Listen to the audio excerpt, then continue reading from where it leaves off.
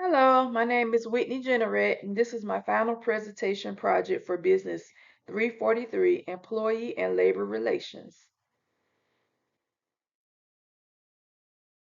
For this project, I selected Grievance Discussion Case 6, which focuses on a dispute over holiday pay. My role is the Director of Human Resources for Sega Food Services. The main issue is whether Amani Curry qualified for holiday pay under the collective bargaining agreement. In this presentation, I'll review the facts of the case, explain management's position, discuss the research that supports my decision, and finish with my recommended plan of action. All right, next slide. My role in this case is Director of Human Resources. My job is to make sure the collective bargaining agreement is followed fairly and consistently. I'll start by explaining what happened in the case. Then I'll discuss why management denied holiday pay, share the research that supports that decision, and finish by explaining what I would recommend moving forward. Now, let's look at what happened in this case. Corey normally worked Tuesday through Friday. Since Labor Day fell on a Monday, the holiday was observed on Tuesday. That same night, Corey called and requested a personal leave day for Wednesday, and the request was approved. Even though the leave was approved, management denied holiday pay because Corey didn't work the scheduled day after the holiday. The union believed Corey should still receive holiday pay, so they filed a grievance.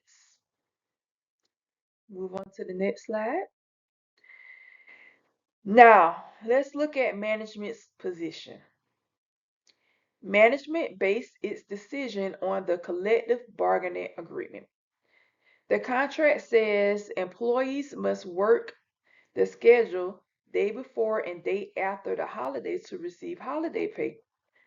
While the agreement does allow some exceptions, such as illness or injury, personal leave isn't one of them. Because Corey took a personal leave day after the holiday, management believed the requirements for holiday pay were not met. All right, next slide. After reviewing the case, I agree with management's decision. Corey was allowed to take a personal leave day, but that doesn't automatically mean holiday pay should be given. The agreement says employees must work the scheduled day before and after the holiday, unless one of the listed exceptions applies. Since personal leave wasn't one of those exceptions, I believe management followed the agreement when it denied holiday pay. So now on this slide, I'd like to share some research that supports management's decision. An article from Northeastern EDU explains that collective bargaining and labor arbitration are the foundation of labor relations. That means when there's a disagreement like this, one or both sides look to the agreement to help settle the issue. Since this case is about holiday pay, management believed the agreement supported its decision to deny holiday pay. Let's move on to the next slide. Another idea that comes up in labor relations is called past practice.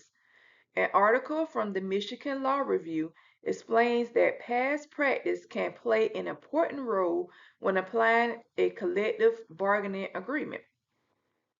An article from the University of Colorado Law Review also points out that past practice can help fill in gaps when an agreement doesn't clearly explain something. In this case, the union could argue that past practice supports Corey's position. However, I believe the agreement already explains the holiday pay. Swanson, an author from Michigan Law Review, explains that when an agreement is clear, it should be followed as written. They also explain that arbitrators usually don't look at things like bargaining history or past practices if the agreement is already clear. In this case, personal leave wasn't listed as an exception for holiday pay. Because of that, I believe management made the right decision by following the agreement. All right. So let's move on to my last research slide, which focuses on the grievance process. An article from Humanities and Social Science Studies explains that a grievance is a formal complaint about a workplace issue. Lewin, an author from the Journal of Labor Research, points out that grievance procedures help create fairness between employees and management.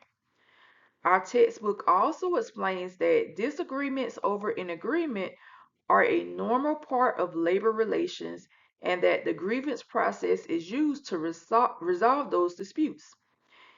In this case, the grievance process gave both the union and management the opportunity to present their side before a decision was made. So now let's move on to the plan of action.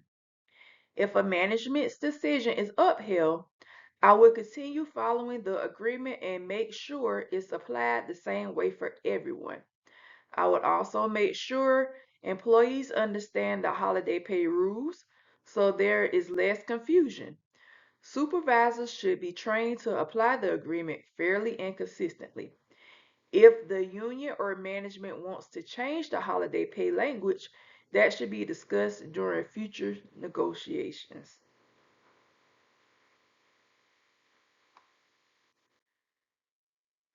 All right. So now let's wrap this case up about whether Corey qualified for holiday pay under the collective bargaining agreement.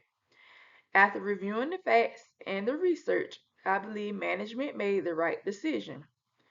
Personal leave wasn't listed as an exception, so management followed the agreement when it denied holiday pay.